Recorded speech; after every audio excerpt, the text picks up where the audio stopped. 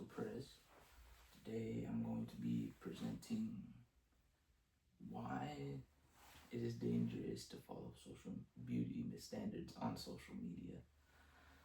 So, our introduction is whenever the idea of a beauty standard has been around since since before social media even existed. It's been passed around through statues, through paintings, through photographs, and now in the modern age of social media is being passed around through social media and exposure, and like this beauty content is exposed worldwide, and it has caused a number of issues, primarily among younger women. I've started researching this because I've had family members, I've had friends who have gotten into issues because they follow beauty standards. So I wanted to see what was like the core of these problems. Here in this speech, we're going to look at, first of all, who and why who is affected by beauty standards and why. We're going to look at the issues and disorders that it can cause in a person, and then we're going to finally look into how that affects mental health.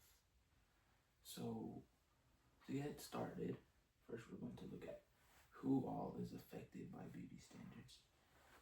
So primarily it is women from the ages of 18 all the way to the age of 29. They are affected by beauty standards because they spend most of their, about everybody spends most of their day on social media. So they're more bound to be exposed to this beauty content. In Pilar Aparicio Martinez's article about social media beauty standards, he states that the beauty standards usually tend to advocate for a more lean build and like a more strict diet. In turn, this can lead, and there's also a big over sexualization of in the beauty content that is out there. So this can cause a multitude of issues later on in a person who follows them. So now we're going to talk about let's move on to how women are affected by beauty standards. So most of the time, as I said earlier, beauty online is defined with a slimmer build. And in Barbara Giosta's article about social comparison, it is stated that in more extreme cases, these ideals can cause somebody to be dissatisfied with their body and cause eating disorders such as anorexia nervosa or bulimia nervosa, which is either a lack of eating or eating until you throw up all that food and lose all that weight that way. This is a problem because it can also cause body dysmorphia, and that's when you see the more minor flaws in a person. That person might see them as the main core of who they are, and they don't like that. So now, moving on, we're going to talk about this is the transition into what we're going to talk about next, which is what it does to mental health.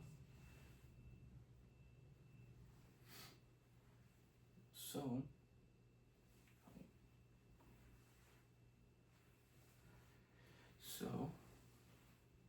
according to Jinrui Tian's article on this, social media is like bound to cause people to either compare themselves see themselves as less as a person who, for example, is more attractive. And this can cause things like major body dysmorphia and like eating disorders and stuff like that. Mentally, it can also cause depression because it is like people will think, man, I will never look as good as this person does. Similarly stated in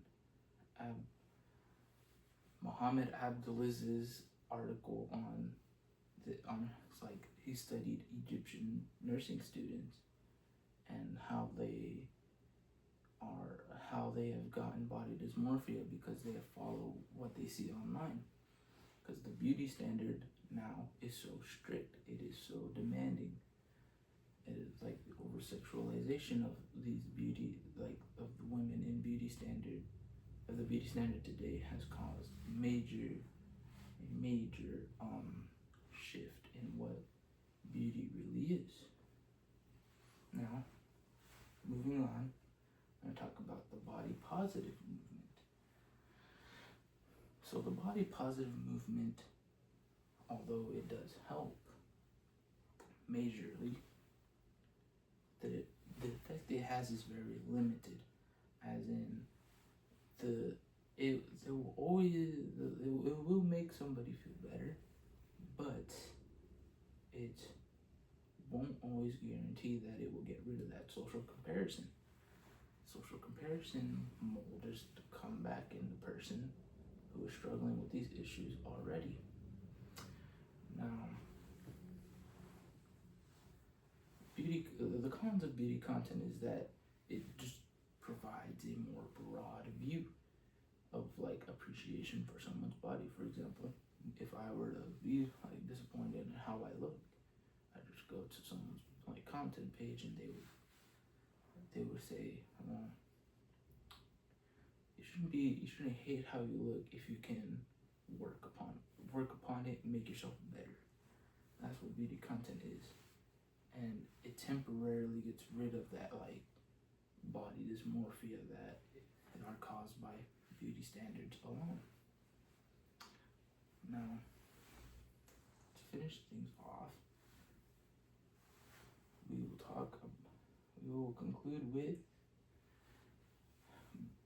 beauty standards are dangerous both because of it can cause issues with your psychological health, but it can also cause issues with your physical health. And in turn, and things that should be done for this is that we should, although clearly impossible, social media is something hard to control by the government, we should provide more body positive content instead of just pushing this fake beauty content that will cause issues, that will make people feel less of themselves, trying to compare themselves to something that isn't real. We should regress. We should, if you just see beauty content online, just scroll past it. There's nothing you should really be paying attention to on that. Now, to end things off, just keep in mind on what you're looking at online. The saying that don't believe everything you see online applies to this too, because if you follow everything online, you are bound to come up with find something fake, like a fake beauty standard video that's filtered. You might come across that, and in turn damage yourself. This is Axel Perez. Thank you for